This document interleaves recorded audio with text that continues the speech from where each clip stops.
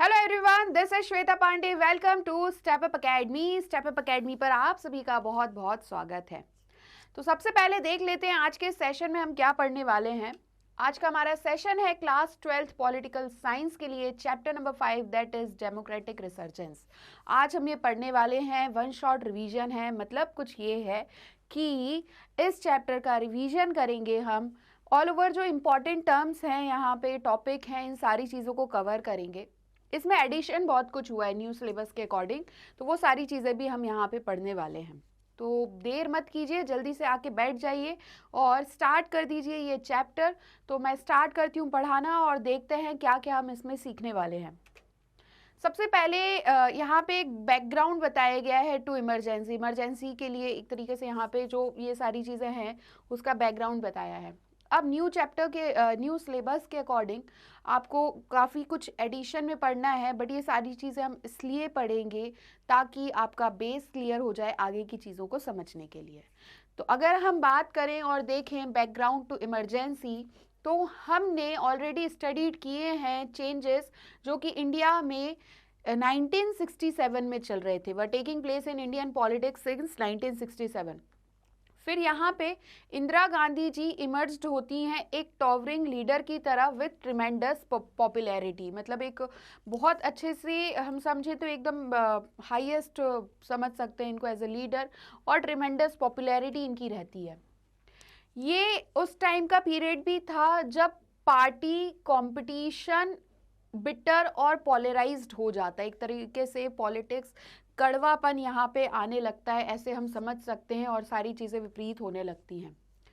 इस पीरियड ने विटनेस्ड की टेंशंस किसके बीच में, in the relationship between government और जुडिशरी। मेन फोकस यहाँ पर है, ठीक है। सुप्रीम कोर्ट बहुत से इनिशिएटिव्स फाउंड करता है of the government to be violative of the constitution. ऐसे समझो, the supreme Court found many initiatives of the government. बहुत से इनिशिएटिव्स गवर्नमेंट के ऐसे होते हैं, ये सुप्रीम कोर्ट देखता है जो भी वायलेटिव हैं कॉन्स्टिट्यूशन के लिए। कांग्रेस पार्टी पोजीशन क्या करती है यहाँ पे, लेती है, टुक द पोजीशन दैट ये जो स्टैंड है कोर्ट का वो प्रिंसिपल ऑफ डेमोक्रेसी और पार्लियामेंट्री सुप्रीमेसी के अगेंस्ट में है। कांग्रेस यहाँ पे ये भी एलिक्ट करती है कि कोर्ट कंजर्वेटिव हो रहा है, कंजर्वेटिव इंस्टीट्यूशन हो रहा है, और ये एक तरीके से ऑब्स्टेकल हो रहा है प्रो पुअर वेलफेयर प्रोग्राम्स को इम्प्लीमेंट करने के लिए। पार्टीज जो अपोज्ड हुई थी कांग्रेस से, the parties oppose to the Congress, जिन पार्टीज ने, ऐसे समझो जिन पार्टी ने कांग्रेस को अपोज किया था, फेल्ट दैट पॉलिटिक्स और ज़्यादा पर्सनलाइज्ड होता जा रहा है और जो गवर्नमेंटल अथॉरिटी हैं वो कन्वर्ट होती जा रही हैं पर्सनल अथॉरिटी में। जो कांग्रेस में स्प्लिट होता है वो शार्पेंड करता है division between Indira Gandhi and her opponents. Economic context में अगर हम देखें तो जो इलेक्शंस थे 1971 के, इसमें कांग्रेस ने स्लोगन दिया था गरीबी हटाओ, that is remove poverty. However जो सोशल और इकोनॉमिक कंडीशन थी कंट्री की, ये इम्प्रूव फिर भी नहीं हो पाई 1971 और 72 तक, या इसके बाद भी इम्प्रूवमेंट नहीं हो पाया।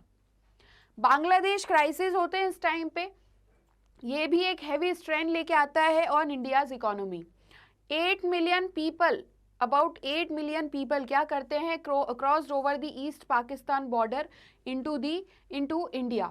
ये कैसे फॉलोड हो रहा था कि जो ये पाकिस्तान के साथ वॉर हुआ था, आफ्टर दी वॉर जो यूएस गवर्नमेंट है ये सारी हेल्प रोक देती है इंडिया के लिए, और इंटरनेशनल मार्केट में ऑयल प्राइसेस इंक्रीज होते हैं manifold during this period.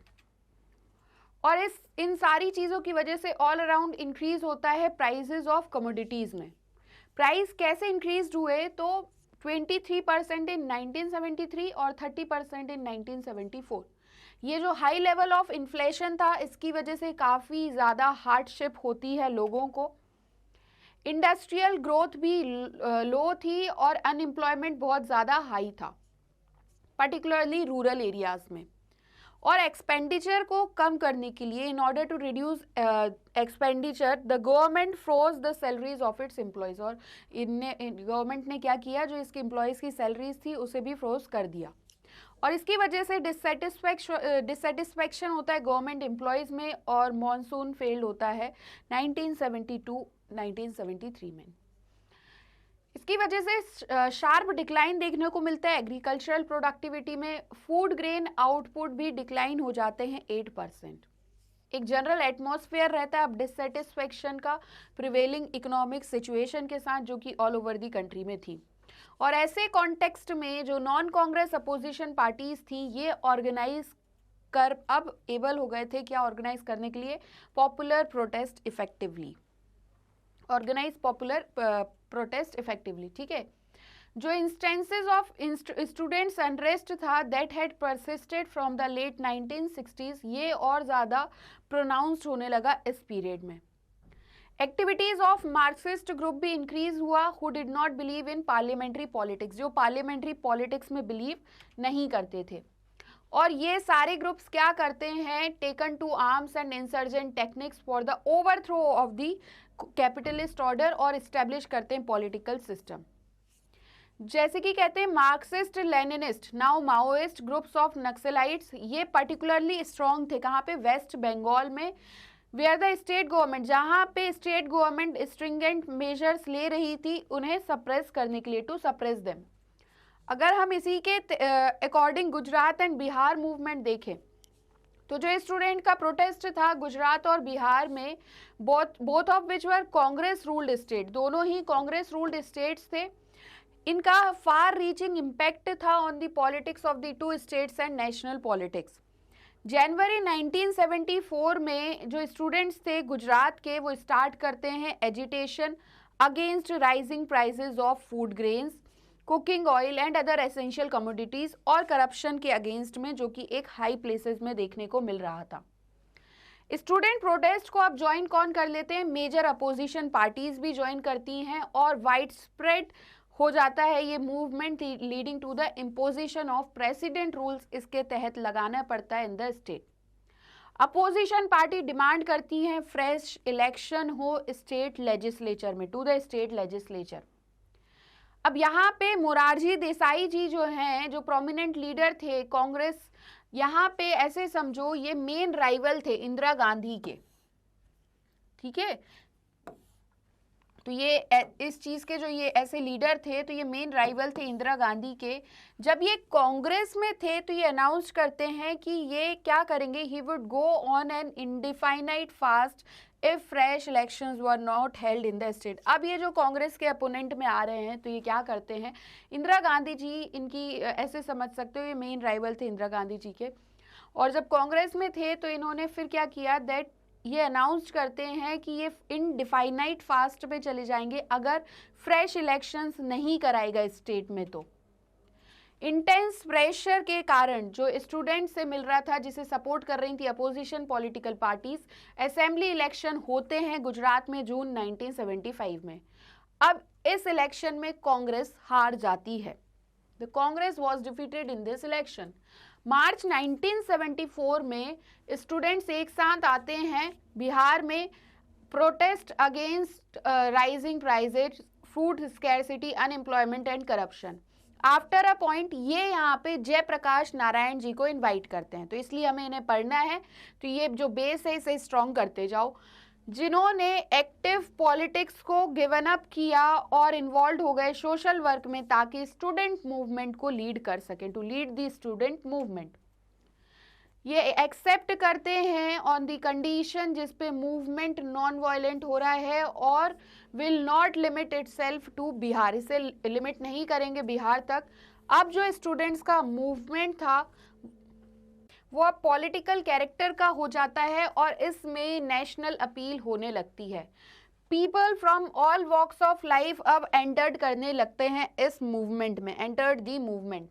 Jayaprakash Narayan ji demand करते हैं that dismissal of the Congress government in Bihar, Bihar में डिसमिसल हो कांग्रेस गवर्नमेंट का, और गेव अ कॉल फॉर, जो एक तरीके से यहाँ पे कॉल आता है ऐसे समझ सकते हो इनकी तरफ से, और ये इस चीज़ की आवाज़ उठाते हैं कि टोटल रिवॉल्यूशन हो सोशल, इकोनॉमिक और पॉलिटिकल स्फेयर्स में, ताकि ऐसी चीज़ इस्टेब्लिश कर सकें और वो क्या है, true democracy, to establish what he considered to be true democracy.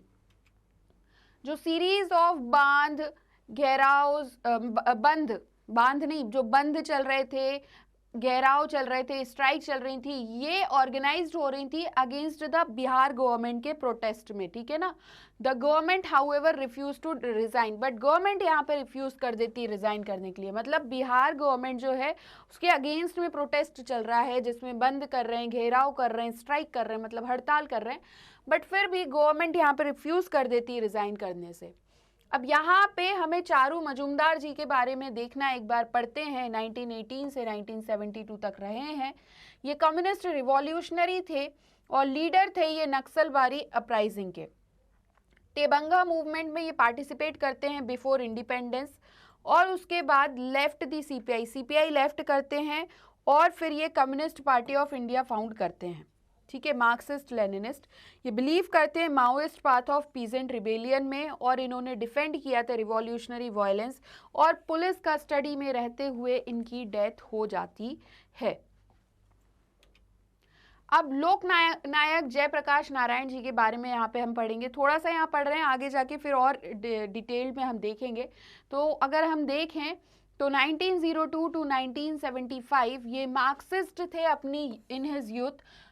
Founder general रहे हैं ये, फाउंडर जनरल सेक्रेटरी रहे हैं ये कांग्रेस सोशलिस्ट पार्टी के और सोशलिस्ट पार्टी।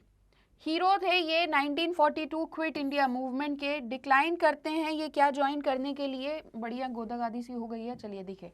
और ये डिक्लाइन करते हैं नेहरूज कैबिनेट ज्वाइन करने के लिए। 1955 के बाद ये क्विट करते हैं एक्टिव पॉलिटिक्स और गांधीयन बनते हैं, और ये इन्वॉल्व थे इन दी भूदान मूवमेंट में, ये इन्वॉल्व रहे हैं, ठीक है। जयप्रकाश नारायण जी, लोकनायक जयप्रकाश नारायण जी ने कहते हैं।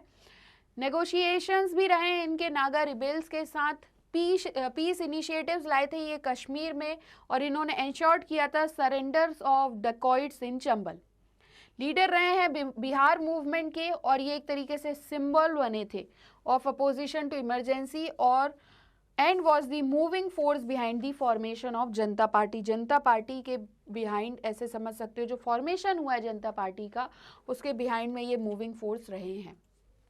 अब इनके बारे में हमने पढ़ लिया थोड़ा थोड़ा, अब फिर से हम आ जाते हैं अपने थ्योरी पार्ट पर। तो जो मूवमेंट था वो एक्चुअल में नेशनल पॉलिटिक्स को इन्फ्लुएंस करने के लिए था, ठीक है।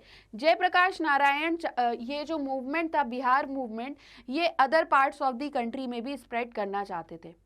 अलॉन्ग साइड जो एजिटेशन था जो जयप्रकाश नारायण ने लीड किया, the employees of the railways भी यहाँ पे नेशन वाइड स्ट्राइक कर देते हैं, ठीक। फिर ये थ्रेटेंड करता है टू पैरालाइज द कंट्री। 1975 में JP led a people's march to the parliament. अब ये पीपल्स मार्च लेके जाते हैं पार्लियामेंट तक।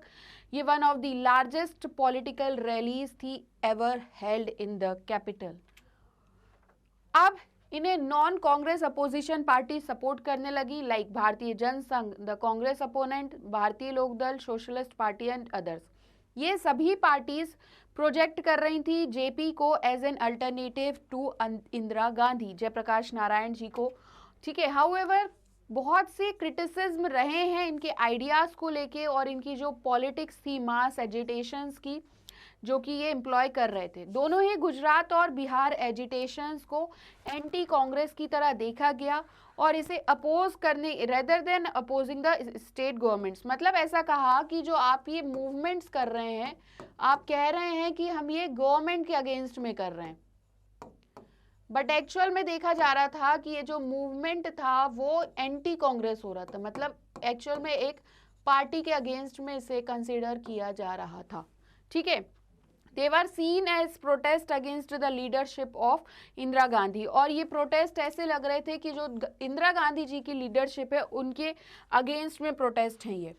She believed that the movement was motivated by personal opposition to her, और इनका मानना ऐसा था कि ये जो मूवमेंट है इनको मोटिवेट किया जा रहा है जो तो पर्सनल अपोजिशन के कारण टू हर। अब कन्फ्लिक्ट विथ जुडिशरी हम जो देख रहे हैं, अब ये एक ऐसा भी पीरियड था जब गवर्नमेंट और रूलिंग पार्टी के काफ़ी ज़्यादा डिफरेंसेस थे जुडिशरी के साथ। अगर हम देखें, एक लॉन्ग ड्रॉन कॉन्फ्लिक्ट है पार्लियामेंट और जुडिशरी के बारे में, ये एक डिस्कशन रहा है, ठीक है। हमने लास्ट ईयर पढ़ा था 3 कॉन्स्टिट्यूशनल इश्यूज इमर्ज हुए थे कि पार्लियामेंट राइट्स क्या एब्रिज कर सकते हैं, क्या पार्लियामेंट एब्रिज कर सकती है फंडामेंटल राइट्स को, तो सुप्रीम कोर्ट ने कहा नहीं।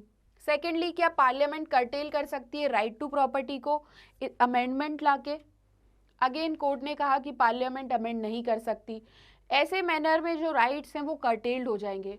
और थर्डली, पार्लियामेंट अमेंड करती है कॉन्स्टिट्यूशन को, कर सकती है अगर ये फंडामेंटल राइट्स को एब्रिज कर रहे हैं for giving effect to directive principles. But Supreme Court ने फिर से इस प्रोविजन को भी रिजेक्ट कर दिया, but the supreme court rejected this provision also. और इन सारी चीज़ों के कारण ये सारी जो क्राइसिस थी as far as the relation जो था गवर्नमेंट और जुडिशरी के बीच का, वो कंसर्न था। अब ये क्राइसिस क्या करती हैं, क्यूलिमिनेटेड दी फेमस केशव नंदा भारती केस आता है, हमने क्लास 11th में पढ़ा है ये सारा सब कुछ कॉन्स्टिट्यूशन में। इस केस में कोर्ट का डिसीजन आता है। डिसीजन क्या होता है कि कुछ बेसिक फीचर्स हैं कॉन्स्टिट्यूशन के और उसे पार्लियामेंट अमेंड नहीं कर सकती, और इन फीचर्स को, बेसिक फीचर्स को पार्लियामेंट अमेंड नहीं कर सकती है। फिर 2 डेवलपमेंट्स फर्दर ऐड किए जाते हैं to the tension between the judiciary and the executive. Immediately after the Supreme Court decision in 1973, Keshav Nanda Bharati case में एक वैकेंसी अरोज होती है post of the chief justice of India के लिए। It had been a practice to appoint the senior most judge. अब एक और था कि senior most judge ही chief justice of the supreme court होंगे as the chief justice. But 1973 में गवर्नमेंट ये सीनियरिटी, 3 जजेस की सीनियरिटी को हटा के जस्टिस A.N. रे को अपॉइंट कर देती है as the chief justice of India. Appointment politically controversial हो जाता है क्योंकि इनसे ऐसे समझो कि 4 जजेस है, 1 2 3 4 सीनियरिटी बेसिस पर, ये सबसे बड़े हैं एज में, फिर ये थोड़े और A.N. रे जो हैं ये इन सबसे जूनियर है, ऐसे समझ सकते हो, ठीक है। बट क्या करती है गवर्नमेंट, इन तीनों को ना बनाते हुए किसे बना देती है, chief justice of India A.N. Ray को। और ये पॉलिटिकल कंट्रोवर्शियल हो जाता है क्योंकि सारे 3 जजेस को सप्रेस्ड कर दिया गया, सुपरसीड किया गया, सप्रेस नहीं, इट बिकॉज ऑल दी 3 जजेस who were superseded had given rulings against the state of the government.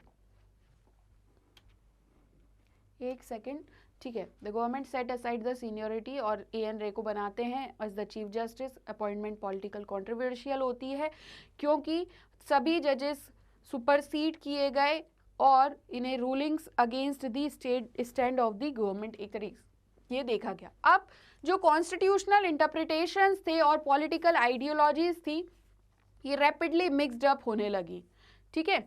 People जो प्राइम मिनिस्टर के क्लोज थे ये क्या बात करने लगे कि judiciary, need for a judiciary और जो ब्यूरोक्रेसी है committed to the vision of executive and the legislature. अब जो क्लाइमैक्स होता है ऑफ द कन्फ्रंटेशन वो था course the ruling of the high court declaring Indira Gandhi election invalid. यहाँ पे इंदिरा गांधी जी के इलेक्शन को इनवैलिड साबित कर दिया जाता है। फिर हमें देखने को मिलती है declaration of emergency 12 June 1975। On 12 June 1975 justice Jagmohan Lal Sinha जो इलाहाबाद हाई कोर्ट से थे ये एक जजमेंट लाते हैं जिसमें ये कहते हैं इंदिरा गांधी जी के जो इलेक्शन है लोकसभा के लिए इनवैलिड है। अब ये जो ऑर्डर था ये election petition came on an election petition filed by Raj Narain जो कि एक सोशलिस्ट लीडर थे और कैंडिडेट थे जिन्होंने इंदिरा गांधी जी के अगेंस्ट में कॉन्टेस्ट किया था इलेक्शन में 1971 में। ये पिटीशन यहाँ से आती है और इस पे जगमोहन लाल सिन्हा जी जो कि इलाहाबाद हाई कोर्ट में जस्टिस रहते हैं वो कहते हैं कि इंदिरा गांधी जी के जो इलेक्शन हैं वो कैसे हैं, इनवैलिड हैं। क्लियर हुआ। और फाइल किसने किया अगर हम देखें तो राज नारायण ने। अब ये जो पिटीशन था ये चैलेंज करता है इलेक्शन ऑफ इंदिरा गांधी को, कौन से ग्राउंड पे कि इन्होंने जो सर्विसेज ऑफ गवर्नमेंट सर्वेंट्स हैं इसे यूज़ किया है इलेक्शन कैंपेन में। जो जजमेंट है हाई कोर्ट का मतलब ये है legally she was no more an MP and therefore अब ये प्राइम मिनिस्टर भी नहीं रह सकती हैं जब तक ये एक बार फिर से MP इलेक्ट ना हो जाए विद इन 6 मंथ्स क्योंकि इलेक्शंस तो इनवैलिड हो गए। अब क्या करते हैं, 24 जून को सुप्रीम कोर्ट इन्हें पार्शियल स्टे देते हैं on the high court order till her appeal was decided. ये एमपी रह सकती हैं but proceedings of the Lok Sabha में पार्टिसिपेट नहीं करेंगी। अब क्राइसिस एंड रिस्पॉन्स की अगर हम बात करें, अब यहाँ पे बिग पॉलिटिकल कॉन्फ्रेंटेशन हो गया था, एक तरीके से राजनीतिक आमना सामना। अपोजिशन पॉलिटिकल पार्टीज जिसमें जयप्रकाश नारायण जी थे, ये प्रेस्ड करते हैं इंदिरा गांधी जी को रिजिग्नेशन के लिए और ऑर्गेनाइज्ड करते हैं एक massive demonstration Delhi's Ramlila ground में ऑन 25 जून 1975। ये यहाँ पे अनाउंस करते हैं कि नेशन वाइड सत्याग्रह होगा इनके रेजिग्नेशन के लिए, और आर्मी से कहते हैं, पुलिस से और गवर्नमेंट एम्प्लॉयज से कि इलीगल और इमोरल ऑर्डर्स को आप लोग ओबे ना करें। ये थ्रेटेंड करता है किस चीज़ को, ये एक्टिविटीज़ जो थ्रेटेंड करती हैं, ऐसे समझो किस चीज़ को, to bring the activities of the government to at standstill. अब जो पॉलिटिकल मूड था कंट्री का, ये अगेंस्ट दी कांग्रेस हो गया मोर देन एवर बिफोर, मतलब इससे पहले इतना नहीं था बट अब बहुत ज़्यादा हो गया।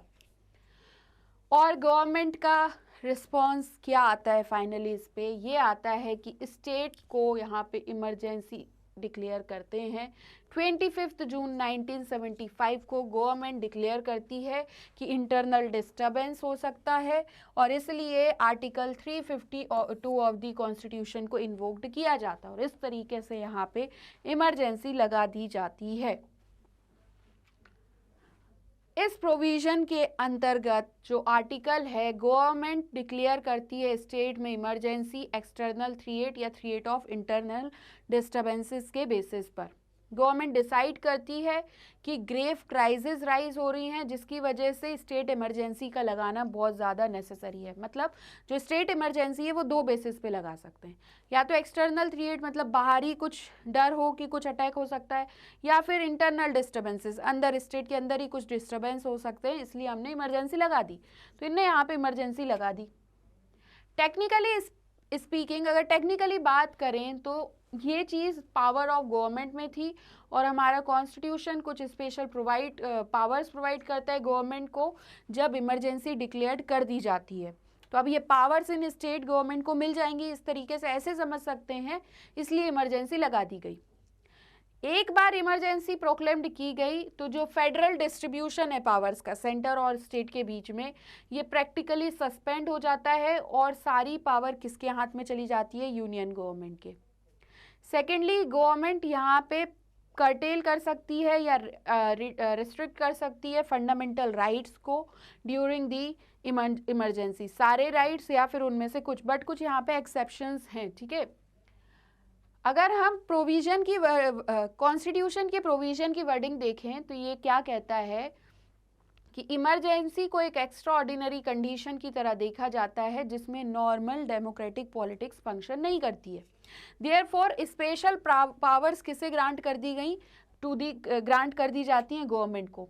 अब 25 जून 1975 की नाइट में प्राइम मिनिस्टर रिकमेंड करते हैं इमरजेंसी का इम्पोजिशन टू प्रेसिडेंट। कौन थे उस टाइम पे प्रेसिडेंट, फखरुद्दीन अली अहमद। ये प्रोक्लेमेशन इमीडिएटली इशू करते हैं। आफ्टर मिडनाइट जो इलेक्ट्रिसिटी थी to all the major newspaper offices वो क्या कर दी गई, डिस्कनेक्ट कर दी गई। और अर्ली मॉर्निंग में लार्ज नंबर ऑफ लीडर्स और वर्कर्स अपोजिशन पार्टीज के अरेस्ट कर लिए जाते हैं। कैबिनेट को इन्फॉर्म्ड किया जाता है स्पेशल मीटिंग के लिए 6 बजे, सुबह 6 बजे, और 26 जून को after all this had taken place. अब कॉन्सिक्वेंसेस क्या हुए इससे, ये एजिटेशन लियाता है जिसमें एक एब्रप्ट स्टॉप देखने को मिलता है, स्ट्राइक बैन कर दी जाती है, बहुत से अपोजिशन लीडर्स को जेल में डाल दिया जाता है और जो पॉलिटिकल सिचुएशन होती है वो और ज़्यादा टेंस दिखती है। Deciding to use its special power, ये जो स्पेशल पावर यूज़ करने को डिसाइड करते हैं इमरजेंसी प्रोविजन के अंतर्गत, गवर्नमेंट सस्पेंड करती है freedom of the press. Newspaper को बोला जाता है कि कोई भी मटेरियल आप पब्लिश कर रहे हैं उससे पहले आपको हमारा अप्रूवल लेना बहुत ज़्यादा ज़रूरी है। इसे कहते थे प्रेस सेंसरशिप। अप्रीहेंडिंग सोशल और economic communal disharmony, government ban करते हैं राष्ट्रीय स्वयं Sevak Sangh that is RSS and Jamaat A Islami. Protest और स्ट्राइक्स और पब्लिक एजिटेशंस डिसअलाउड हो जाते हैं। मोस्ट इम्पॉर्टेंटली इमरजेंसी के प्रोविजन के अंतर्गत बहुत से फंडामेंटल राइट्स जो सिटीजन्स के थे ये भी सस्पेंड होते हैं, जिसमें right of citizen to move the court for restoring their fundamental rights, इसे भी रोक दिया जाता है, ऐसे समझ सकते हो। अब इसके साथ अगर हम देखें तो जो गवर्नमेंट है ये एक्सटेंसिव यूज़ करती है प्रिवेंटिव डिटेंशन का, और इस प्रोविजन के अंतर्गत प्रिवेंटिव डिटेंशन हमने क्लास 11th में पढ़ा हुआ है, तो लोगों को अरेस्ट किया जाता है एंड डिटेन्ड नॉट बिकॉज उन्होंने कमिट किया है कोई ऑफेंस, बट एक अप्रहेंशन है कि ये ऑफेंस कमिट कर सकते हैं, इसलिए इन्हें अरेस्ट कर लिया जाता है। प्रिवेंटिव डिटेंशन एक्ट को यूज करके गवर्नमेंट लार्ज स्केल अरेस्ट करती है इमरजेंसी के टाइम पर। जो अरेस्टेड पॉलिटिकल वर्कर्स थे वो चैलेंज नहीं कर पाते हैं their arrest through habeas corpus petitions. बहुत से केसेस फाइल किए जाते हैं हाई कोर्ट में, सुप्रीम कोर्ट में, बाय या मतलब जो अरेस्टेड पर्सन है उनके द्वारा या फिर on behalf of that person, but government claim करती है कि बहुत ज़्यादा ज़रूरी था इनका अरेस्ट करना, और अरेस्ट तो करना ही था, बट इवन यहाँ पे नेसेसरी नहीं था कि अरेस्टेड पर्सन को हम इन्फॉर्म करें कि कौन से रीज़न पे या कौन से ग्राउंड पर हम आपको अरेस्ट कर रहे हैं। बहुत से हाई कोर्ट यहाँ पे जजमेंट्स देते हैं जो डिक्लेरेशन ऑफ इमरजेंसी के बाद, even after the declaration of emergency, जो the courts could entertain a writ of habeas corpus filed by a person challenging his her detention. ऐसे समझो जो बहुत से हाई कोर्ट्स हैं वो जजमेंट दे रहे हैं कि डिक्लेरेशन ऑफ इमरजेंसी के बाद भी writ of habeas corpus file किया जा सकता है, चैलेंज किया जा सकता है डिटेंशन के टाइम पर, हिज हर डिटेंशन। अप्रैल 1976 में constitution bench of the supreme court over ruled करती है हाई कोर्ट्स को और एक्सेप्ट करती है गवर्नमेंट्स की प्ली। ठीक है, इसका मतलब ये था कि इमरजेंसी के टाइम पे गवर्नमेंट क्या करेगी, सिटीजन्स की right to life and liberty को टेक अवे करेगी, और ये judgement door of judiciary for the citizens close कर देते हैं और रिगार्ड करते हैं one of the most controversial judgements of the supreme Court. बहुत से एक्ट्स ऑफ डिसेंट और रेजिस्टेंस रहे हैं इमरजेंसी को लेके। बहुत से पॉलिटिकल वर्कर्स जो अरेस्ट हो गए थे पहली ही लहर में, ऐसे समझो ये अंडरग्राउंड होते हैं और ऑर्गेनाइज्ड करते हैं प्रोटेस्ट अगेंस्ट द, ऐसे समझो पहली वेव में जो अरेस्ट नहीं हुए थे, many political workers who were not arrested, पहली वेव में जो अरेस्ट नहीं हुए थे ये अंडरग्राउंड हो जाते हैं और प्रोटेस्ट ऑर्गेनाइज करते हैं अगेंस्ट द गवर्नमेंट। न्यूज़पेपर जैसे इंडियन एक्सप्रेस है, स्टेट्समैन ये प्रोटेस्ट करते हैं against censorship by leaving blank spaces where news items had been censored. Magazines जैसे सेमिनार और जो मेन स्ट्रीम थी choose to close down rather than submit the censorship. बहुत से जर्नलिस्ट अरेस्ट हो गए यहाँ पे अगेंस्ट द इमरजेंसी लिखने के लिए, राइटिंग अगेंस्ट द इमरजेंसी। बहुत से न्यूज़लेटर्स अंडरग्राउंड हुए and leaflets were publish to bypass censorship. Kannada writer Shivaram Karanth, अगर हम बात करें तो इन्हें पद्म भूषण अवार्ड मिला, और हिंदी राइटर फनीश्वर नाथ रेणु को भी अवार्ड किया पद्मश्री। ये जो थे इन्होंने रिटर्न कर दिए अपने awards against the suspension of democracy. By and large though such open acts जो डिफेंस के थे और रेसिस्टेंस के थे वो बहुत ज़्यादा रेयर। पार्लियामेंट यहाँ पे बहुत से न्यू चेंजेस भी लाती है कॉन्स्टिट्यूशन में। बैकग्राउंड में अगर हम देखें, ruling of the Allahabad high court in the Indira Gandhi case, amendment किया गया कि इलेक्शन ऑफ पार्लियामेंट की अगर हम बात करें, amendment was made declaring that elections of president, prime minister, president and vice president इन्हें चैलेंज नहीं किया जा सकता कोर्ट में, क्योंकि इन्होंने इनको मना कर दिया था, इनवैलिड किए थे इलेक्शंस। 42nd अमेंडमेंट भी इमरजेंसी के टाइम पे ही पास किया गया। हमने ये अमेंडमेंट पढ़ा है जिसमें बहुत सारे चेंजेस किए गए हैं पार्ट्स ऑफ द कॉन्स्टिट्यूशन में। वेरियस चेंजेस जो इस अमेंडमेंट पे बनाए गए, तो वो एक तो ये था कि जो लेजिस्लेचर का ड्यूरेशन है कंट्री में वो कैसा एक्सटेंड किया गया, फ्रॉम 5 to 6 ईयर्स। और ये चेंज इमरजेंसी पीरियड के लिए ही नहीं था, लेकिन अब परमानेंट नेचर का हो गया था। बिसाइड्स दिस, इमरजेंसी के टाइम पे इलेक्शंस पोस्टपोन किए गए 1 साल के लिए, और 1971 के बाद इलेक्शन कब हुए, 1978 में इंस्टेड ऑफ 1976। अब कंट्रोवर्सीज रिगार्डिंग इमरजेंसी हम देखते हैं। तो इमरजेंसी सबसे ज़्यादा कंट्रोवर्शियल एपिसोड रहा है इंडियन पॉलिटिक्स में। एक रीज़न ये था कि यहाँ पे डिफरिंग व्यू पॉइंट्स हैं about the need to declare emergency. Another reason ये है कि using the powers given by the constitution, government क्या करता है, प्रैक्टिकली सस्पेंडेड करता है डेमोक्रेटिक फंक्शनिंग को। एक बार फिर से समझो, जो कंट्रोवर्सीज रही हैं इमरजेंसी को लेकर, ये पूरे इंडियन पॉलिटिक्स में सबसे ज़्यादा मोस्ट कंट्रोवर्शियल एपिसोड था। एक रीज़न तो ये था कि बहुत से व्यू पॉइंट आते हैं इमरजेंसी डिक्लेयर करने के लिए, और दूसरा ये था कि कॉन्स्टिट्यूशन ने जो पावर दी हैं उसे यूज़ करके गवर्नमेंट प्रैक्टिकली सस्पेंड कर सकती है डेमोक्रेटिक फंक्शनिंग को। जो इन्वेस्टिगेशंस बनाए गए शाह कमीशन के द्वारा after emergency found out, there were बहुत से एक्सेसेस कमिटेड थे during the emergency. Finally, varying assessments of what the lessons of emergency are for the practice of democracy in India। अब हम इन्हें एक एक करके देखेंगे, ठीक है, कि कौन से वेरिंग असेसमेंट्स थे, what the lessons of emergency are for the democracy of practice of democracy। अब ये बताओ आप लोग कमेंट सेक्शन में लिख के कि क्या नेसेसरी थी इमरजेंसी लगाना, या फिर गवर्नमेंट पावर चाह रही थी कॉन्स्टिट्यूशन के द्वारा जो इमरजेंसी के बाद मिलती है इसलिए इमरजेंसी लगा दी गई, या इलेक्शंस इनवैलिड कर दिए गए और इतने प्रोटेस्ट होने लगे तो इमरजेंसी लगा दी गई। इतने लोगों को अरेस्ट करना क्या सही था? इन सबसे पहले क्वेश्चन आता है कि क्या इमरजेंसी नेसेसरी थी, इमरजेंसी ज़रूरी थी क्या? जो कॉन्स्टिट्यूशन है ये सिंपली मेंशन करता है इंटरनेशनल डिस्टर्बेंसेस अगर इमरजेंसी डिक्लेयर करना है। 1975 के पहले इमरजेंसी प्रोक्लेम्ड की जाती थी इस ग्राउंड पे। फिर हमने देखा कि जो एजिटेशंस हैं वो पूरी कंट्री में हो रहे हैं, तो फिर क्या ये रीज़न था, इनफ था डिक्लेयरिंग इमरजेंसी डिक्लेयर करने के लिए? गवर्नमेंट आर्ग्यू करती है कि डेमोक्रेसी में अपोजिशन पार्टी को अलाउ करना चाहिए, must allow the elected ruling party to govern according to its policies.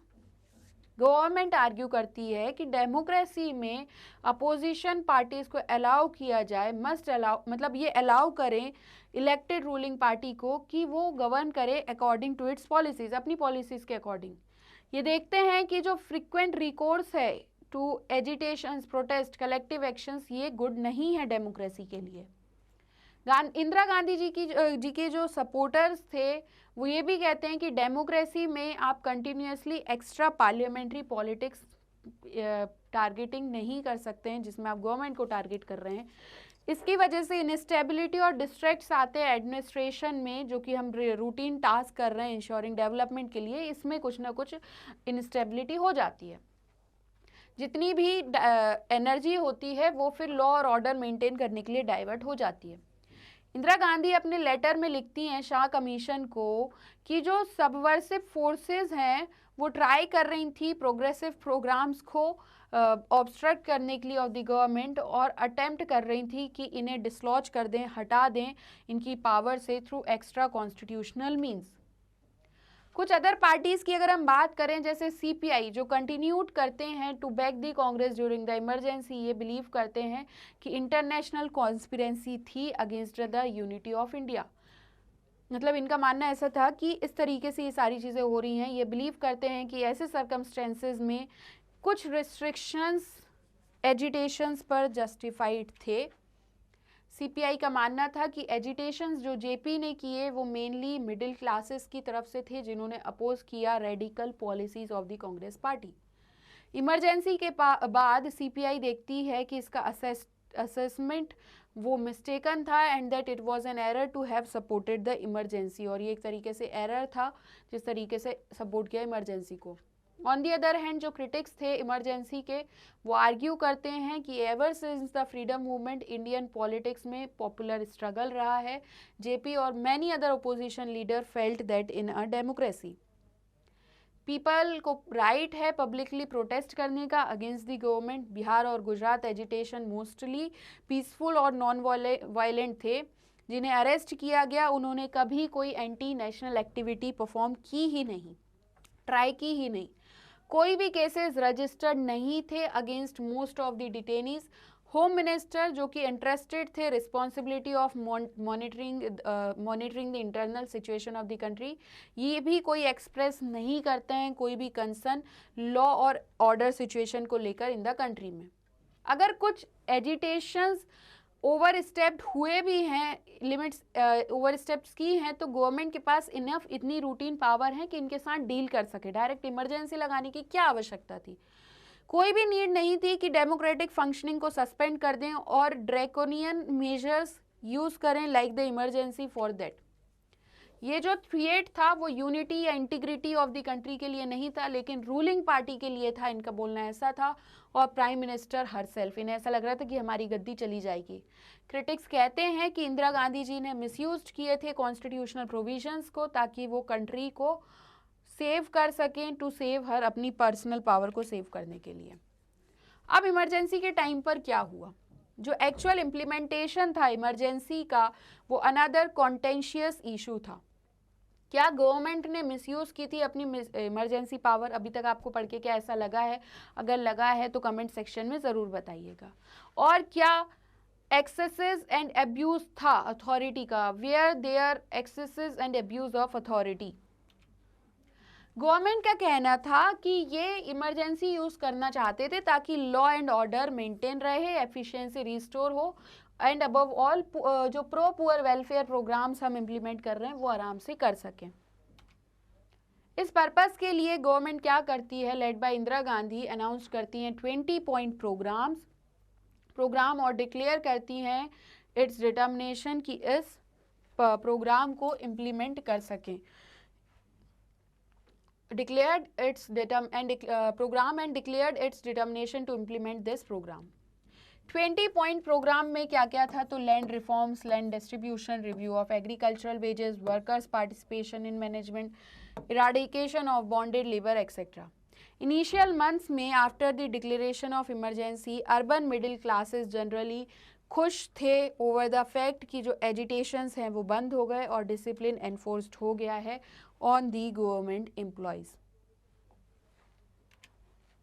The poor और रूरल पीपल जो थे ये भी एक्सपेक्ट कर रहे थे इफेक्टिव इम्प्लीमेंटेशन हो वेलफेयर प्रोग्राम का जो गवर्नमेंट प्रॉमिस कर रही है। दस जो डिफरेंट सेक्शंस थे सोसाइटी के, इनकी डिफरेंट एक्सपेक्टेशंस थी इमरजेंसी से और डिफरेंट व्यू पॉइंट्स भी थे अबाउट इट। जो क्रिटिक्स थे इमरजेंसी के वो पॉइंट आउट करते हैं कि बहुत से प्रोमिसेस जो गवर्नमेंट ने किए थे वो अनफुलफिल्ड रहे, कि ये सिंपली इसका मतलब ये था कि अटेंशन डाइवर्ट कर दें axes say that were taking place. ये क्वेश्चन करते हैं use of preventive detention on a large scale, ये आपने क्यों किया? ऐसा अरेस्ट करना ज़रूरी क्यों समझा आपने? हमने नोट किया कि बहुत से प्रोमिनेंट पॉलिटिकल लीडर्स यहाँ पे अरेस्ट हुए। In all 676 opposition leaders arrest हुए। शाह कमीशन ने एस्टिमेट किया कि नियरली 1,11,000 पीपल को अरेस्ट किया गया प्रिवेंटिव डिटेंशन के तहत। सीवियर रिस्ट्रिक्शंस प्रेस पर लगाए गए बिना किसी प्रॉपर लीगल एक्शंस के, sometimes without proper legal actions. Shah commission report mention करती है कि जो जनरल मैनेजर हैं दिल्ली के, the Shah commission report mentions that the general manager of the Delhi power supply corporation received verbal orders from the office of the Lieutenant Governor of Delhi to cut electricity to all newspapers at 2 AM। तो ऐसे समझो on 26 जून 1975। यहाँ पे क्या था कि जो Shah commission है इनकी रिपोर्ट में ये मेंशन था कि जनरल मैनेजर जो थे दिल्ली पावर सप्लाई कॉरपोरेशन के, इन्हें एक वर्बल ऑर्डर मिलता है कि ऑफिस से, लेफ्टिनेंट गवर्नर ऑफ दिल्ली के ऑफिस से इन्हें यहाँ पे क्या कहते हैं, वर्बल ऑर्डर देते हैं कि आप सभी न्यूज़पेपर प्रेसेस की इलेक्ट्रिसिटी कट कर दीजिएगा रात के 2 बजे 26 जून 1975 को।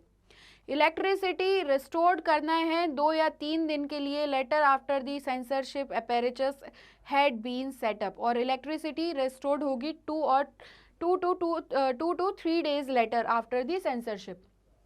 यहाँ पे कुछ और सीरियस एलिगेशंस भी थे regarding the exercise of governmental power by people जिसकी कोई भी ऑफिशियल पोजीशन नहीं थी, who held no official position. Sanjay Gandhi जो प्राइम मिनिस्टर्स के यंगर सन थे, ठीक है, इन्होंने कोई भी ऑफिशियल पोजीशन होल्ड नहीं की थी उस टाइम पे, येट इन्हें कंट्रोल्ड मिला था एडमिनिस्ट्रेशन का और एलिगली इंटरफेयर्ड किया इन्होंने गवर्नमेंट की फंक्शनिंग में. इनका जो रोल था डिमोलिशंस और फोर्स स्टेरिलाइजेशन में दिल्ली में, ये सबसे ज़्यादा कंट्रोवर्शियल हो गया. अरेस्ट ऑफ पॉलिटिकल वर्कर्स के अलावा रिस्ट्रिक्शंस लगाए गए प्रेस पे. इमरजेंसी डायरेक्टली अफेक्ट करती है कॉमन पीपल के लाइफ को in most of the cases, in many cases. Torture और कस्टडियल डेथ होती हैं इमरजेंसी के टाइम पे. आर्बिट्ररी रिलोकेशन होता है पुअर पीपल का. And over enthusiasm about population controlled led करता है कंपल्सरी स्टेरिलाइजेशन. और ये सभी इंस्टेंसेस दिखाते हैं कि क्या हुआ जब नॉर्मल डेमोक्रेटिक प्रोसेस को सस्पेंड कर दिया गया. Lessons of the emergency. Emergency हमें क्या लेसन देती है जो इमरजेंसी लगाई गई? तो जो इमरजेंसी है वो एक बार अगर लगा दी गई है, दोनों वीकनेसेस भी हैं और स्ट्रेंथ भी हैं इंडियाज़ डेमोक्रेसी की. बहुत से ऑब्जर्वर्स हैं जो ऐसा सोचते हैं कि India ceased to be democratic. India democratic नहीं बचा था इमरजेंसी के टाइम पे. इट इज़ नोटवर्थी कि जो नॉर्मल डेमोक्रेटिक फंक्शनिंग है इसने रिज्यूम्ड किया with in a short span of time. 10 एक लेसन जो इमरजेंसी से मिलता है वो ये है कि ये एक्सट्रीमली डिफ़िकल्ट होता है इंडिया को डेमोक्रेसी से दूर करना. सेकेंडली, कुछ ambiguous regarding the emergency provision था जो कॉन्स्टिट्यूशन में जो रेक्टिफाइड हुआ.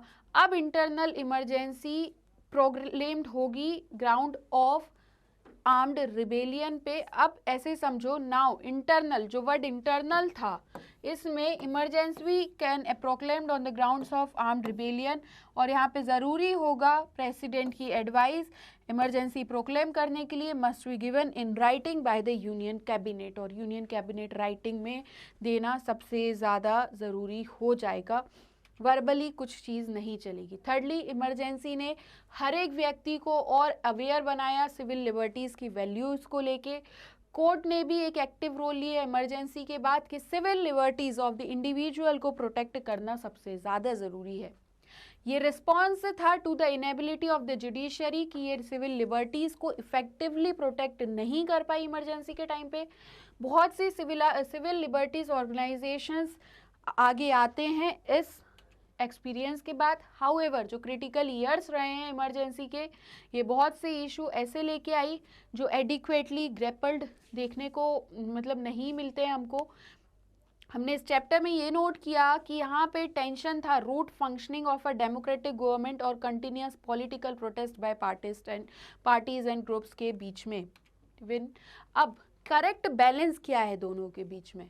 क्या सिटीजन्स के पास पूरी फ्रीडम हो कि प्रोटेस्ट एक्टिविटी करें, या फिर उन्हें कोई ऐसा राइट ही नहीं हो, या फिर ऐसी और फिर क्वेश्चन ये है कि ऐसे प्रोटेस्ट के लिमिट्स क्या हो? जो इमरजेंसी का एक्चुअल इम्प्लीमेंटेशन है ये पुलिस और एडमिनिस्ट्रेशन के थ्रू होना चाहिए, ऐसा समझ सकते हैं हम. ये इंस्टीट्यूशंस इंडिपेंडेंटली फंक्शन नहीं करते हैं यहाँ पे. They were turned into political instruments of the ruling party. और according to the Shah commission report के अकॉर्डिंग जो एडमिनिस्ट्रेशन और जो पुलिस है ये वल्नरेबल हो गई थी पॉलिटिकल प्रेशर्स में आके, और ये प्रॉब्लम वैनिश नहीं हो पाई इमरजेंसी के बाद भी.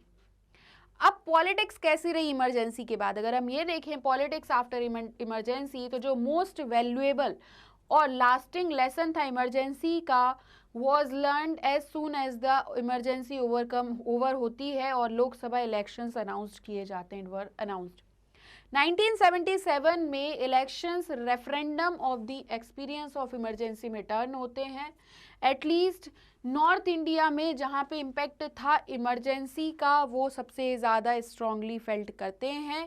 अपोजिशन इलेक्शन लड़ता है on the slogan of save democracy. People's verdict decisively against the emergency lesson clear था और रीइटरेटेड था मैनी स्टेट लेवल इलेक्शंस में। देयर आफ्टर गवर्नमेंट जो परसीव्ड थी to be anti democratic are severely punished by the voters, इन्हें vote नहीं दिया गया। इस सेंस में 1975 से 77 तक एक strengthening the foundations of democracy in India की तरह चलता है। अब लोकसभा इलेक्शंस 1977 की अगर हम बात करें तो जनवरी 1977 में 18 मंथ ऑफ इमरजेंसी के बाद गवर्नमेंट डिसाइड करती है इलेक्शंस करना और सभी लीडर्स और एक्टिविस्ट को जेल से रिहा कर दिया जाता है और इलेक्शंस होते हैं मार्च 1977 में। अपोजिशन के पास बहुत थोड़ा कम टाइम रहता है लेकिन पॉलिटिकल डेवलपमेंट बहुत रैपिडली प्लेस लेते हैं। मेजर अपोजिशन पार्टी ऑलरेडी क्या हो गई थी, been coming closer in the pre emergency period. Now अब ये एक साथ आती हैं on the eve of election और एक न्यू पार्टी बनाती हैं जिसका नाम होता है जनता पार्टी। जनता पार्टी बनाई जाती है। ये पार्टी लीडरशिप किसको देती है, जयप्रकाश नारायण जी को, और कुछ लीडर्स कांग्रेस के जिन्हें अपोज किया गया इमरजेंसी में, ये भी ज्वाइन कर लेते हैं इस न्यू पार्टी को, टू दिस न्यू पार्टी। ठीक है, some leaders of the Congress who were opposed to the emergency also joined this new party. कुछ अदर कांग्रेस लीडर्स एक सेपरेट पार्टी बनाते हैं जगजीवन राम जी की लीडरशिप में। इस पार्टी का नाम था कांग्रेस फॉर डेमोक्रेसी। बाद में ये भी मर्ज हो जाते हैं जनता पार्टी के साथ। जनता पार्टी ये इलेक्शन को एक रेफरेंडम ऑन द इमरजेंसी बनाती है। ये जो कैंपेन था ये फोकस करता है non democratic character of the rule पे और वेरियस एक्सेसेस जो कि जगह लेते हैं during this period. Backdrop of the arrest of thousands of persons अगर हम देखें और censorship of the press, public opinion Congress के अगेंस्ट में था और जयप्रकाश नारायण जी पॉपुलर सिंबल बन जाते हैं रीस्टोरेशन ऑफ डेमोक्रेसी के। जो फॉर्मेशन था जनता पार्टी का, ये इंश्योर्ड करता है कि नॉन कांग्रेस वोट्स डिवाइड नहीं किए जाएंगे और ये एविडेंट है that going was tough for the Congress. अब ये एविडेंट हो चुका था। येट जो फाइनल रिजल्ट्स थे वो सबको सरप्राइज करते हैं। फर्स्ट टाइम्स इंडिपेंडेंस से कांग्रेस पार्टी हार जाती है लोकसभा इलेक्शंस में और कांग्रेस सिर्फ 154 सीट्स जीत पाती है लोकसभा में और जो इसका शेयर था पॉपुलर वोट्स का वो लेस देन 35% था। जनता पार्टी और इसके जो अलाइज थी ये 330 सीट जीतते हैं आउट ऑफ 542 सीट्स इन दी लोकसभा और जनता पार्टी की सीट्स होती हैं यहाँ पे 295 सीट्स एंड दस ये इंजॉयड करते हैं अ क्लियर मेजॉरिटी। ठीक है, नॉर्थ इंडिया में मैसिव इलेक्टोरल वेव रही है कांग्रेस के अगेंस्ट में। अगर हम देखें तो कांग्रेस ने अपनी कॉन्स्टिट्यूएंसी लॉस्ट की बिहार, उत्तर प्रदेश, यूपी में, दिल्ली, हरियाणा और दी पंजाब में। यहाँ पे सिर्फ ये एक सीट जीत पाई राजस्थान में और मध्य प्रदेश में। इंदिरा गांधी डिफीट हो गई रायबरेली से जो कि as was her son Sanjay Gandhi from Amethi और इनके पुत्र थे संजय गांधी कहाँ से थे, वो अमेठी से थे। ये हार जाती हैं और ये भी हार जाते हैं। बट अगर हम मैप पर देखें जो इन इलेक्शन बताते हैं, हमारी बुक में मैप दिया गया है जो इलेक्शन दिखा रहा है, उसमें हम नोटिस करेंगे कि कांग्रेस ने elections all over the country में लूज़ नहीं किए। बहुत सी सीट इन्होंने महाराष्ट्र, गुजरात, उड़ीसा में रिटेन की और वर्चुअली सेप्ट हुए ये कहाँ से, थ्रू दी साउदर्न स्टेट्स। बहुत से रीजंस इसके रहे हैं। ठीक है, अगर स्टार्ट करें तो जो इमरजेंसी का इम्पैक्ट था वो इक्वली नहीं था सभी स्टेट्स में।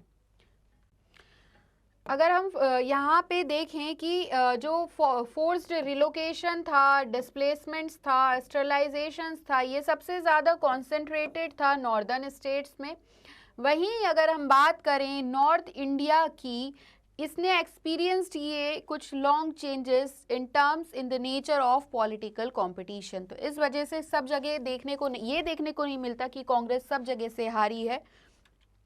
जो मिडिल क्लास नॉर्थ इंडिया से थे वो क्या कर रहे थे, beginning to move away from the Congress, और जनता पार्टी प्लेटफॉर्म बन रही थी बहुत सी सेक्शंस के लिए जो कि एक साथ आए। इन दिस सेंस इलेक्शंस जो थे 1977 के, वो एक तरीके से हम ये नहीं कह सकते कि it was not merely about the emergency. अब हम पढ़ेंगे यहाँ पे चौधरी चरण सिंह के बारे में, जो 1902 से 1987 तक रहे हैं, प्राइम मिनिस्टर रहे हैं ये इंडिया के। जुलाई 1979 से जनवरी 1980 तक फ्रीडम फाइटर थे, पॉलिटिक्स ऑफ उत्तर प्रदेश में ये काफ़ी एक्टिव रहे हैं।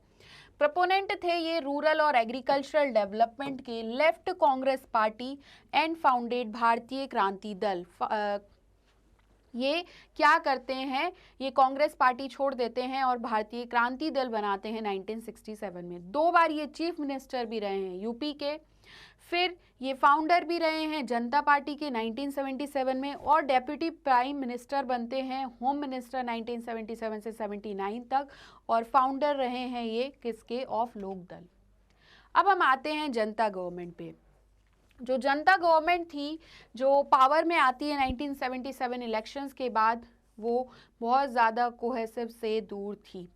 इलेक्शन के बाद एक स्टिफ कंपटीशन होता है 3 लीडर्स के बीच में for the post of prime minister बनने के लिए। तो एक तो थे मोरारजी देसाई, जो राइवल थे इंदिरा गांधी के 1966-67 से ही, चरण सिंह जो कि लीडर थे भारतीय लोक दल के, जो हमने अभी पढ़े, और फार्मर्स लीडर फ्रॉम यूपी थे, और एक जगजीवन राम थे जिनका वास्ट एक्सपीरियंस रहा है as a senior minister in the Congress governments.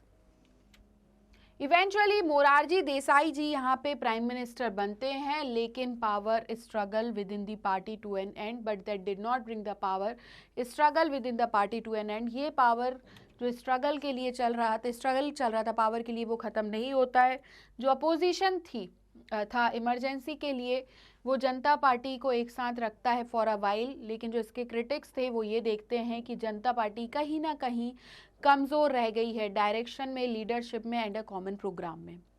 Janata party government fundamental change नहीं लेके आ पाई पॉलिसीज़ में जो pursued from those pursued by the Congress. Janata Party split होती है, और जो गवर्नमेंट मोरारजी देसाई की थी वो अपनी मेजॉरिटी खो देते हैं 18 महीने में ही, 18 मंथ्स में। अनदर गवर्नमेंट जो चरण सिंह जी हेड कर रहे थे, वो एश्योरेंस करती है, formed on the assurance of the support of the Congress party. But Congress party बाद में डिसाइड करती है कि अपना सपोर्ट ना दे ये, विद द रिजल्ट जो चरण Singh government that the Charan Singh government could remain in power for just about 4 months. Fresh Lok Sabha elections फिर से होते हैं जनवरी 1980 में, जिसमें जनता पार्टी कॉम्प्रहेंसिव डिफीट सफ़र करती है, स्पेशली नॉर्थ इंडिया में, जहां पे ये स्वेप्ट करते हैं पोल्स इन 1977। कांग्रेस पार्टी जो इंदिरा गांधी जी के द्वारा लीड की जा रही थी, नियरली अपनी ग्रेट विक्ट्री पर आ जाती है इन 1971।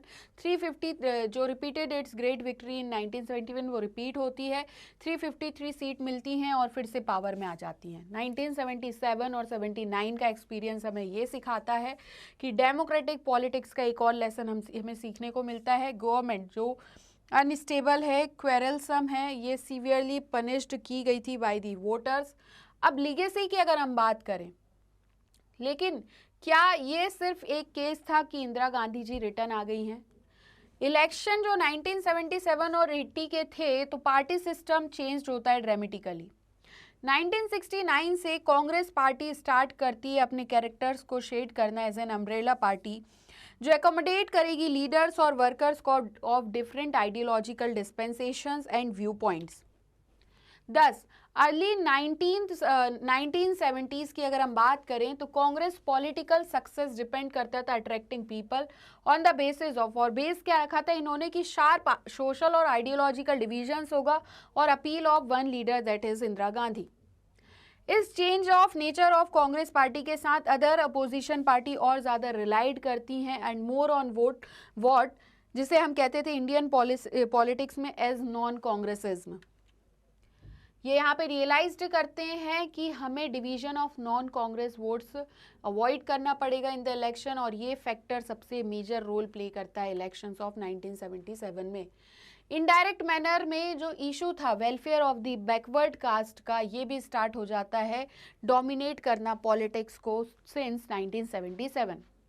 जैसा कि हम देखते हैं इन सारे रिजल्ट्स से 1977 के इलेक्शन से कि at least partly due to a shift among the backward caste of north India following the Lok Sabha election many state also held assembly elections in 1977 में, और स्टेट इलेक्शंस भी देखने को मिले। फिर से नॉर्दर्न स्टेट्स में इलेक्ट होती है नॉन कांग्रेस गवर्नमेंट जिसमें leaders of the backward caste important role play करते हैं।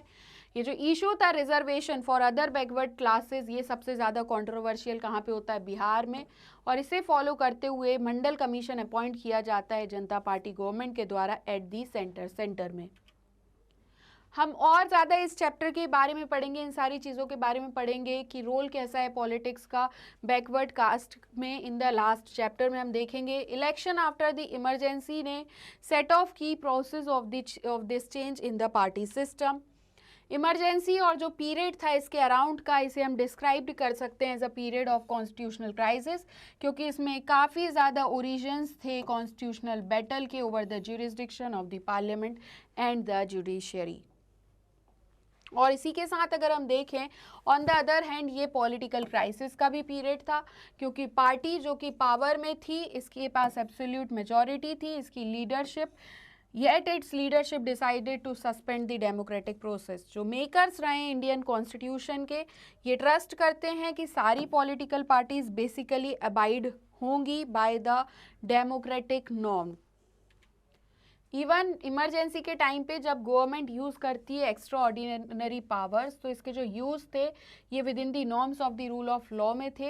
ये एक्सपेक्टेशन थी led to the wide and open ended powers given to the government in times of emergency. These were abuse during the emergency. This political crisis, ये जो political crisis था ये सबसे ज़्यादा सीरियस था देन दी कॉन्स्टिट्यूशनल क्राइसिस। अगर हम another critical issue की बात करें जो इस टाइम पे इमर्ज हुआ है, वो था रोल और extent of mass protest parliamentary democracy में। यहाँ पे क्लियरली टेंशन था इंस्टीट्यूशन बेस्ड डेमोक्रेसी और democracy based on spontaneous popular participation के बीच में बिटवीन दैम। और ये टेंशन जो है ये एट्रीब्यूट की जा सकती है जो कि इनेबिलिटी थी पार्टी सिस्टम की, कि वो इनकॉर्पोरेट नहीं कर पाए एस्पिरेशंस ऑफ द पीपल। और 2 चैप्टर्स जो हम स्टडी करेंगे उसमें कुछ मैनिफेस्टेशंस देखेंगे इंटेंशंस का, पर्टिकुलर पॉपुलर मूवमेंट्स और डिबेट्स अराउंड रीजनल आइडेंटिटी। अब हम आ जाते हैं जो हमारे एक्स्ट्रा टॉपिक्स दिए हुए हैं एक्चुअल में पढ़ने के लिए, उनके बारे में हम डिस्कस करेंगे। सबसे पहले हैं Jayaprakash Narayan and total revolution. Jayaprakash Narayan ji को क्या कहा जाता है और इन्हें पहचाना जाता है 3 की कॉन्ट्रीब्यूशंस के लिए, फॉर 3 की कॉन्ट्रीब्यूशंस। सबसे पहला तो इन्होंने फाइट किया अगेंस्ट करप्शन, भ्रष्टाचार के अगेंस्ट में लड़ाई। प्रिंसिपल ऑफ कम्युनिटेरियन सोशलिज्म, जो सिद्धांत था इनका कम्युनिटेरियन सोशलिज्म की बात जो इन्होंने कही, and championing of total revolution. Jayaprakash Narayan first leader थे इंडिपेंडेंस के बाद जिन्होंने एक टायरेट अंडरटुक किया against corruption through the particular participation, जिसके थ्रू ये करप्शन के अगेंस्ट में इन्होंने पार्टिसिपेशन के थ्रू अगेंस्ट में वर्क जो किया है, करप्शन के अगेंस्ट में काम किया, तो participation of youth particularly in Gujarat and Bihar जो कि अभी हमने पढ़ा। इन्होंने एडवोकेट किया कि जो लोकपाल का ऑफिस है वो होना चाहिए अगेंस्ट करप्शन। इनका जो प्रिंसिपल था कम्युनिटेरियन सोशलिज्म का, वो क्या व्यू करता है इंडिया को एक ऐसी सोसाइटी ऑफ कम्युनिटीज़ जिसमें 3 की लेयर्स होंगी, 3 की लेयर्स होंगी, कम्युनिटी, रीजन एंड राष्ट्र। ये सभी चीज़ों को एक साथ कंबाइन करके हम ट्रू फेडरेशन का एग्जाम्पल सेट कर सकते हैं, ये जयप्रकाश नारायण जी का कहना था। अब प्रिंसिपल्स के बेस्ड पर जयप्रकाश नारायण जी ने एडवोकेट किया इंडिविजुअल का ट्रांसफॉर्मेशन, सोसाइटी का और स्टेट का through his call for total revolution. जो इनका टोटल रिवॉल्यूशन का कॉल था ये एनकम्पास करता है moral, cultural, economic, political, educational, ecological, ये सारी तरीके के ट्रांसफॉर्मेशंस हो। जो पॉलिटिकल ट्रांसफॉर्मेशन की बात इन्होंने कही तो इन्होंने कहा राइट टू रिकॉल इंक्लूड करें, विलेज, गांव का इंपॉर्टेंस समझें, मोहल्ला समिति की इंपॉर्टेंस समझें डेमोक्रेटिक पॉलिटिक्स में, और ऐसे इन्होंने जो इनका कॉल था फॉर अपर के लोग to join political struggle for clean politics in the country. तो ये टोटल रिवॉल्यूशन चाह रहे थे, पूरी तरीके से रिवॉल्यूशन। जो ट्रांसफॉर्मेशन की ज़रूरी है जयप्रकाश नारायण जी के अकॉर्डिंग ये रिवॉल्व करता है अराउंड मैन, जो रियल कैटलिस्ट होते हैं of change in India. Next हम देखेंगे राम मनोहर लोहिया एंड सोशलिज्म के बारे में। अगर इनके बारे में हम पढ़ें तो ये मेन प्रोपोनेंट थे सोशलिज्म के इंडिया में। इन्होंने आइडिया ऑफ डेमोक्रेटिक सोशलिज्म रखा वाइल जब ये सोशलिज्म को एसोसिएट करते थे डेमोक्रेसी के साथ। लोहिया ने कैपिटलिज्म और कम्युनिज्म दोनों को इररिलेवेंट समझा इंडियन सोसाइटी के लिए। जो इनका प्रिंसिपल था डेमोक्रेटिक सोशलिज्म का, इसके दो ऑब्जेक्टिव थे। सबसे पहला तो इन्होंने कहा कि इकोनॉमिक ऑब्जेक्टिव हो इन फॉर्म ऑफ फूड और हाउसिंग, और नॉन इकोनॉमिक ऑब्जेक्टिव हो डेमोक्रेसी और फ्रीडम। तो ये चार बातें याद रखना, food, housing, democracy and freedom, ठीक है। ये दो ऑब्जेक्टिव में सब पार्ट्स इनके थे।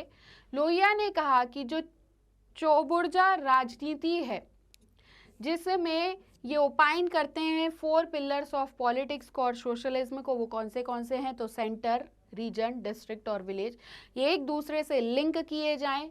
Giving consideration to affirmative action, Lohia ji ने आर्ग्यू किया कि जो पॉलिसी है अफर्मेटिव एक्शन की, ये सिर्फ should not only be for the downtrodden but women के लिए भी हो और नॉन रिलीजियस माइनॉरिटीज के लिए भी हो। Based on the premise of democratic socialism and Chauburja राजनीति, लोहिया ने सपोर्ट किया पार्टी ऑफ सोशलिज्म को, जो कि अटेम्प्ट था सारी पॉलिटिकल पार्टीज को मर्ज करना। जो पार्टी थी सोशलिज्म की, लोहिया के अकॉर्डिंग उसमें 3 सिंबल होना चाहिए सोशलिज्म की पार्टी में। एक तो है स्पेड, मतलब प्रिपेयर टू मेक एफर्ट्स बनाने के लिए आप तैयार रहें। सेकंड है वोट, तो पावर ऑफ वोटिंग। और थर्ड है प्रेजेंट, मतलब विलिंगनेस टू मेक सेक्रीफाइसेस, आप सेक्रीफाइस करने को तैयार रहें, त्याग करने को तैयार रहें। अब हम आते हैं next Deendayal Upadhyaya and integral humanism पर। तो पंडित दीनदयाल उपाध्याय ये फिलोसोफर रहे हैं, सोशियोलॉजिस्ट रहे हैं, इकोनॉमिस्ट और पॉलिटिशियन रहे हैं। जो इनकी फिलॉसफी थी इसने प्रेजेंट किया कॉल्ड इंटीग्रल ह्यूमनिज्म, जो इंटेंडेड था to present an indigenous socio economic model जिसमें human being centre of development हो। ऐसे ही समझो, इंटीग्रल ह्यूमनिज्म का मतलब human being remains at the centre of development. जो एम है इंटीग्रल ह्यूमनिज्म का वो क्या हो कि इंश्योर करें dignified life every human being के लिए, वाइल बैलेंस कर सकें इंडिविजुअल और सोसाइटी की नीड्स को। ये सपोर्ट करते हैं सस्टेनेबल कंजप्शन हो, मतलब जिस भी चीज़ का आप कंज्यूम कर रहे हैं वो आपकी जनरेशन के लिए भी उतना हो, ठीक है ना, नेचुरल रिसोर्सेज का, ताकि रिसोर्सेज रिप्लेनिश्ड हो पाए, so that those resources can be replenished. Integral humanism की अगर हम बात करें तो ये एनहेंस करता है सिर्फ पॉलिटिकल ही नहीं बट इकोनॉमिक और सोशल डेमोक्रेसी को भी एनहेंस करता है और फ्रीडम को, क्योंकि ये सीख करता है डाइवर्सिटी प्रमोट करना। ये बेस्ट सूटेड है कंट्री जो कि एक एज डाइवर्स है as India, for it is best suited for a country as diverse as India. अब फिलॉसफी जो है इंटीग्रल ह्यूमनिज्म की ये बेस्ड है 3 प्रिंसिपल्स पे। सबसे पहला तो प्राइमेसी होल हो, ना कि पार्ट, नॉट पार्ट। सुप्रीमेसी हो धर्म की, और ऑटोनॉमी हो सोसाइटी की, autonomy of society. Pandit Deendayal Upadhyay ji ने अपोज्ड किए वेस्टर्न कैपिटलिस्ट इंडिविजुअलिज्म को भी और मार्क्सिस्ट सोशलिज्म को भी। दीनदयाल उपाध्याय जी के अकॉर्डिंग कैपिटलिस्ट और सोशलिस्ट आइडियोलॉजीज सिर्फ ह्यूमन बॉडी और माइंड को कंसीडर करती है, नीड को कंसीडर करती है, तो ये बेस्ड है मटेरियलिस्टिक पर्पस पे। इनका कहना ऐसा था। वेयर एज स्पिरिचुअल डेवलपमेंट हो जो इक्वली कंसीडर्ड इंपॉर्टेंट कंसीडर्ड किया जाए कंप्लीट डेवलपमेंट के लिए ऑफ ह्यूमन बीइंग, जो मिसिंग है कैपिटलिज्म में भी सोशलिज्म में भी, क्योंकि ये सिर्फ एक तरीके से नीड ऑफ ह्यूमन बॉडी और माइंड पे ही ध्यान दे रहे हैं, स्पिरिचुअल पर नहीं दे रहे हैं। Basing his philosophy on the internal conscience, pure human soul to be called चिट्ठी, ऐसे समझ सकते हो जो फिलॉसफी है इंटरनल कंसाइंस की, उसमें प्योर ह्यूमन सोल को चिट्ठी कहा जा रहा है, ठीक है ना। दीनदयाल उपाध्याय ने एनविसेज्ड किया था क्लासलेस, कास्टलेस और कन्फ्लिक्ट फ्री सोशल सिस्टम। इन्होंने एडवोकेट किया कि जो इंडियनाइजेशन है डेमोक्रेसी का, मतलब इंडियनाइजेशन हो ऑफ डेमोक्रेसी, पर्टिकुलरली फोकस किया इन्होंने ऑन इकोनॉमिक डेमोक्रेसी। इनके लिए जो डिसेंट्रलाइजेशन या फिर स्वदेशी है, ये फाउंडेशन होना चाहिए, फाउंडेशन ऑफ इकोनॉमिक डेमोक्रेसी। इनकी जो फिलॉसफी थी ये ब्रॉडली रिवॉल्व करती है प्रिंसिपल ऑफ अर्थयम के बीच में, जो स्टेट करता है, अगर प्रिंसिपल ऑफ अर्थयम की हम बात करें, that both the absence and prominence of artha lead to the destruction and denigration of dharma which is so central to integral humanism. इसमें क्या कहा गया अर्थयम के अकॉर्डिंग कि बोथ, अगर एब्सेंस हो या प्रोमिनेंस हो अर्थ का, इसकी वजह से डिसइंटीग्रेशन या डेनिग्रेशन होता है धर्म का, जो कि सबसे ज़्यादा सेंट्रल है इंटीग्रल ह्यूमनिज्म में। अब डेमोक्रेटिक अपसर्जेस की अगर हम बात करें तो पार्टिसिपेशन ऑफ द पीपल जैसा कि इंक्रीज होता जाता है डेमोक्रेटिक पॉलिटीज ऑफ द कंट्री में, ये ब्रॉडली इसे हम कैरेक्टराइज करते हैं डेमोक्रेटिक अपसर्ज। तो आ जाए अगर कि क्या होता है, तो increasing participation of the people in the democratic politics of the country is broadly characterised as democratic upsurge. इस प्रिंसिपल पे बेस्ड होकर जो सोशल साइंटिस्ट हैं उन्होंने 3 डेमोक्रेटिक अपसर्जेस कैटेगराइज की हैं post independence history of India में। तो ये कौन सी हैं, ये समझ में आया। Democratic politics of the country, participation, increasing participation increase होता है लोगों का democratic politics of the country में, इसे हम डेमोक्रेटिक अपसर्ज कहते हैं। इस प्रिंसिपल पे बेस्ड होकर साइंटिस्ट ने 3 डेमोक्रेटिक अपसर्जेस बताए हैं post independence history of India में। फर्स्ट डेमोक्रेटिक अपसर्ज क्या है, could be attributed from the 1950s till 1970s तक एट्रीब्यूट किया जाता है, जो कि बेस्ड था participation of Indian adult voters to the democratic politics both at the centre and in states. Second, falsifying the western myth, और western myth को जो फॉल्सिफाई कर रहे थे कि जो सक्सेस है डेमोक्रेसी का उसमें modernisation, urbanisation, education, access to media होना ज़रूरी है, तभी अच्छे से इलेक्शन हो पाएंगे। बट जो successful holding of elections to Lok Sabha and legislative assemblies सारे स्टेट्स में अच्छा रहा on the principle of parliamentary democracy, ये टेस्टिमनी था इंडिया की पहली डेमोक्रेटिक अपसर्ज का। इंडियाज वर्दी, ऐसे समझो, it was the principle of parliamentary democracy were the testimony of India's first democratic upsurge। 1980s में जो इंक्रीजिंग पॉलिटिकल पार्टिसिपेशन था lower classes of the societies का, जैसे हम बात करें SC, ST, OBC, ये भी इंटरप्रिटेट किए गए एज सेकेंड डेमोक्रेटिक अपसर्ज। ये पार्टिसिपेशन इंडियन पॉलिटिक्स को और एकोमोडेटिव बनाता है, एक साथ लाता है सबको और एसेसिबल करता है इन क्लासेस के लिए। ऑल्दो ये जो अपसर्ज था ये कोई भी मेजर चेंज नहीं लेके आ पाता है standard of living of this classes में, स्पेशली दलित्स। जो पार्टिसिपेशन था इन क्लासेस का into the organisational and political platforms, ये इन्हें अपॉर्चुनिटी देता है ताकि ये स्ट्रेंथन कर सकें सेल्फ रिस्पेक्ट को, एम्पावरमेंट इंश्योर कर सकें democratic politics of the country में।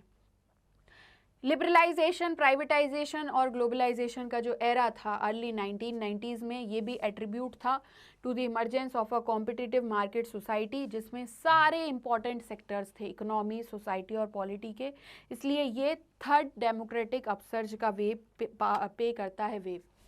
और जो थर्ड डेमोक्रेटिक अपसर्ज था वो रिप्रेजेंट करता है कॉम्पिटिटिव इलेक्टोरल मार्केट, जो कि बेस्ड था principle of the survival of the fittest, मतलब सर्वाइवल ऑफ द फिटेस्ट का प्रिंसिपल होगा, जो कि मतलब इस पे बेस्ड नहीं था, ये बेस्ड था सर्वाइवल ऑफ द एबलिस्ट पर।